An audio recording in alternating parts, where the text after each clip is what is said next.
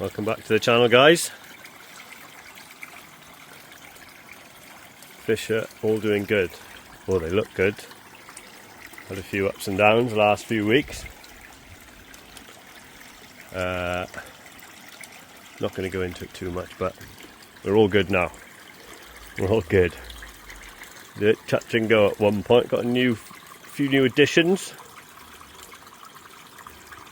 What we got? Jin Matsuba.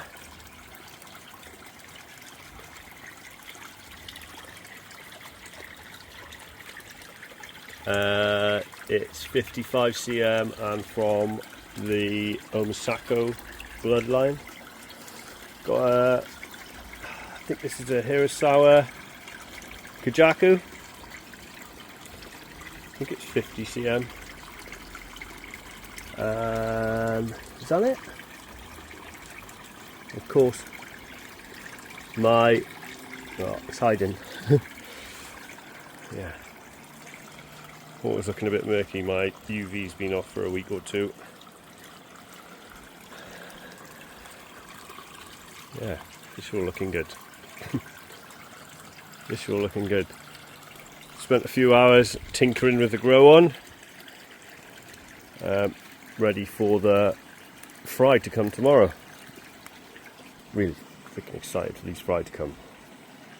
Really enjoyed watching them last year growing. Yeah, the tomatoes are growing, chilies are growing. I do like a bit of pond water. Anyway, I'll get back to you in the morning. The fry are on their way. I've had a what do you call it? Notification from APC, the delivery company, saying they're on their way.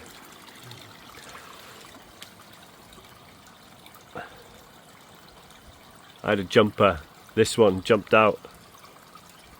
Absolutely devastated. Even with that hideous cover on, which I only lift up when we're here. I lifted it up one day and mowed the grass and whatnot. We had the doors open, it was a sunny day. And we sat in there and we had dinner.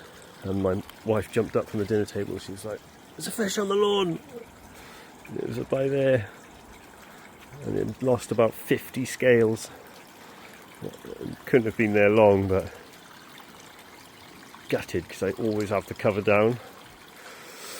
But there we are, he's alright. You can't really see the scales he's lost, but honestly, gutted. The growing shellfish, growing quick. Wow, Easter shower. I swear I haven't really been feeding much because I've been doing the treatments, but growing. Oh, scoop them all. Right, I'll get back to you in the morning when the fry come, because I am so excited. Love the little tiddlers. It's so good watching them grow. Yeah, I'll do a bit more of a run through what I've been doing with this the last few weeks and tinkering and little.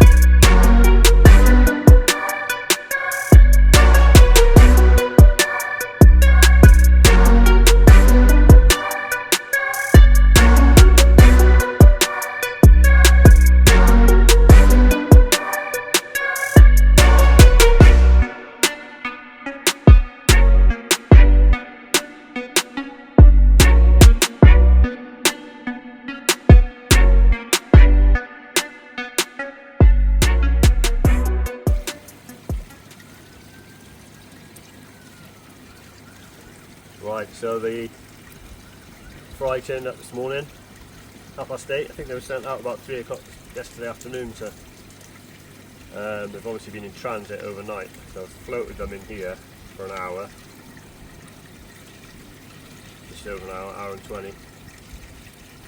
This water was at 22 degrees. Yeah, so I floated them for an hour and 20 to get the water in there up to temp. There's 100 Sanke fry in there. What we're going to do is put them into there and then scoop them from there into there. One minor problem, I haven't got a little net, so we'll cross that bridge when we get to it. Last year I crushed one of them in the bag, so I'm going to be really careful getting them out. I think instead of messing around with the elastic band, I'm just going to use a knife and cut it.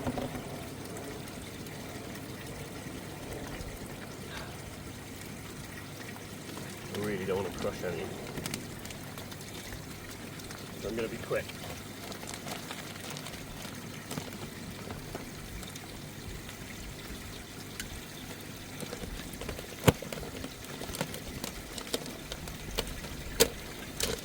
As quick as it can be anyway.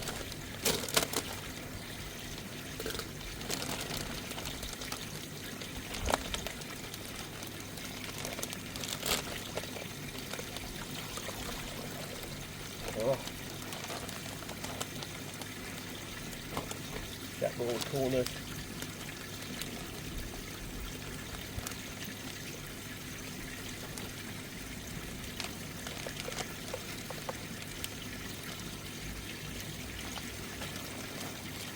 Right. Check. Check.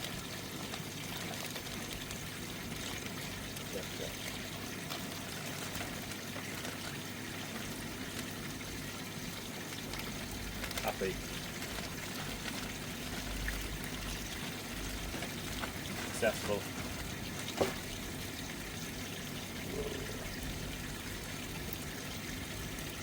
Okay.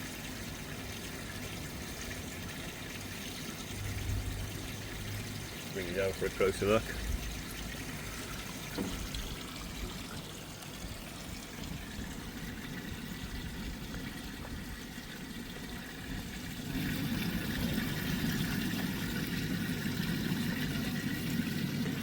I say they're about 20-25 mil long. They're all alive, which is good. Stick you back up there while I have a closer look. Give me 1 second.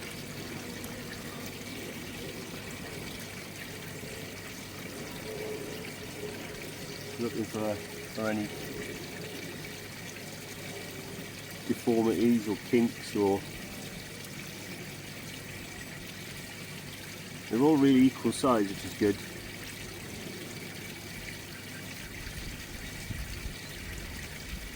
That's really good. A really little one there. But hopefully he'll catch up over the next few weeks now. I've just got to keep an eye on them and scoop the big ones out of the tub, leave the little ones in the tub to try and catch up. So what will happen is, if some of them grow too big, they might start eating the smaller ones. And the key now, I think, going from last year, is just to keep shoveling the food in as much as your filter can handle, or my filter can handle,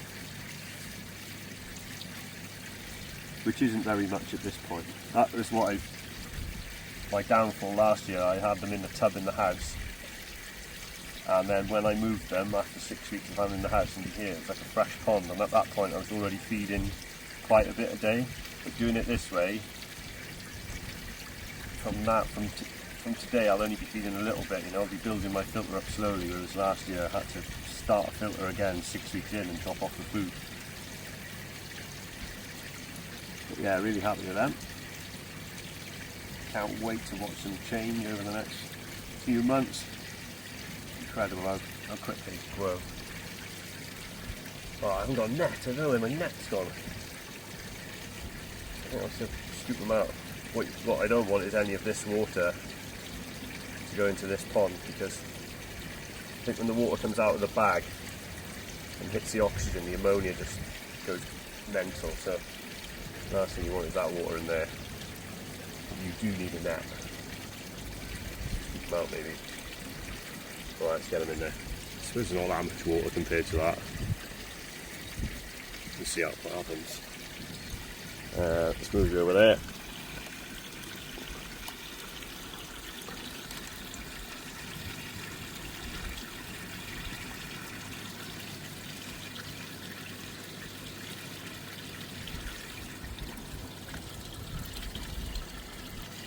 Oh, I can't believe I can't find a net. They're not going to be easy to catch, are they?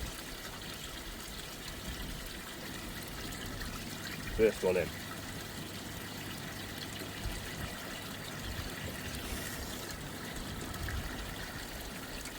Got this big net. You're big and manky.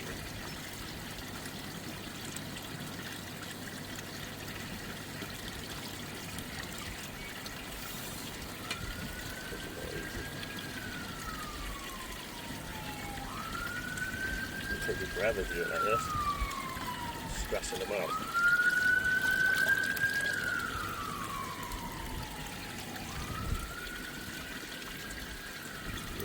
Try and tip a bit of water out. So lose them all over the lawn. Whoa. Yeah, this is going to work. I'll get rid of half the water.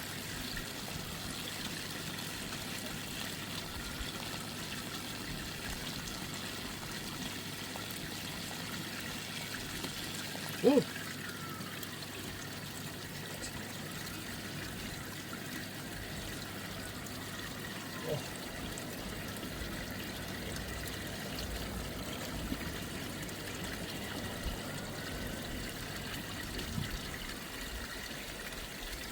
Oh, right, that's enough. Use the salt water.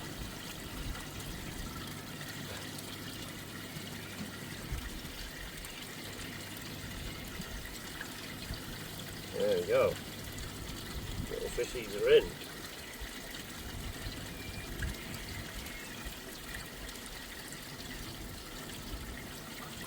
Woohoo!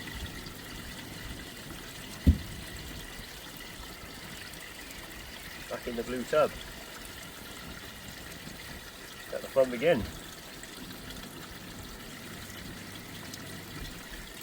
Alright, I'll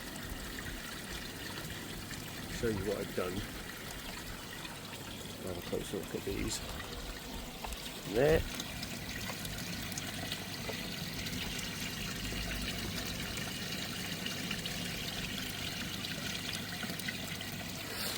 Right, so I've got my pod, bottom drain, through the pod, through the pump, over the shower. I've got a little 600 watt fish tank heater in there, hanging in there. Last year I had a 2 kilowatt heater under there, but this year I've got the 600 watt heater. Seems to be doing alright actually. I was a bit worried it might be underpowered, but it's holding the temp at 22.1. Might up that a little bit more.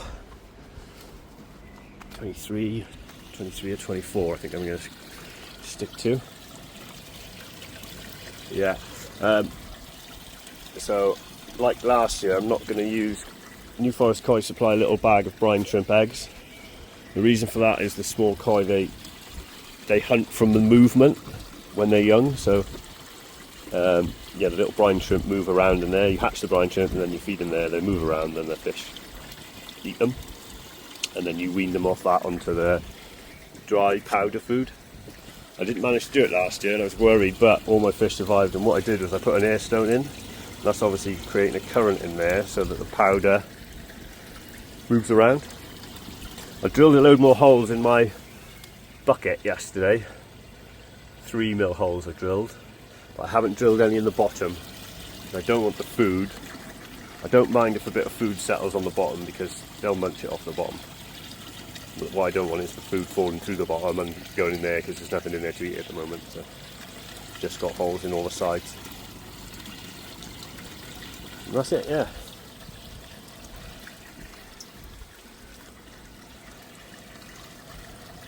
Give them a little bit of food, shall I?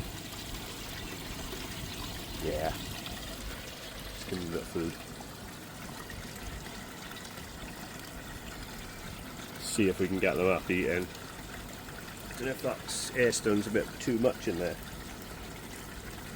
There.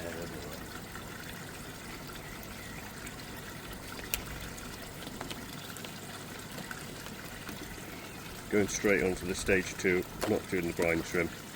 It's too much hassle. Worked for me last year, and these fish are older, and I think they've probably already been fed the crumb. Got to get a teaspoon for this. Last thing you want to do is drop a load of this in. Yeah. See like that.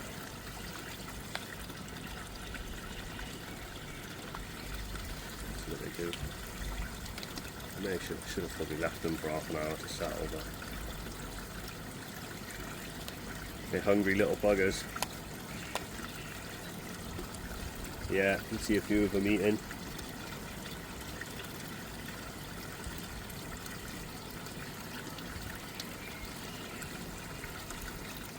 Yeah, they're scurrying around.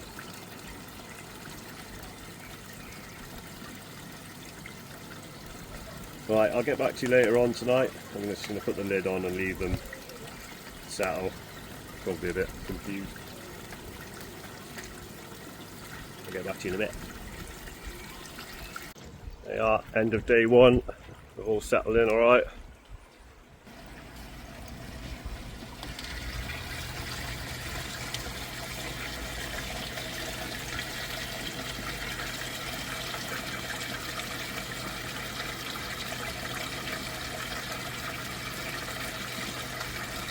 Don't forget to hit the subscribe button and follow them over the next few months.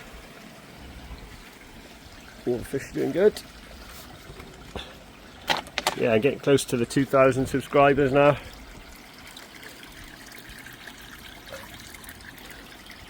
Which is good.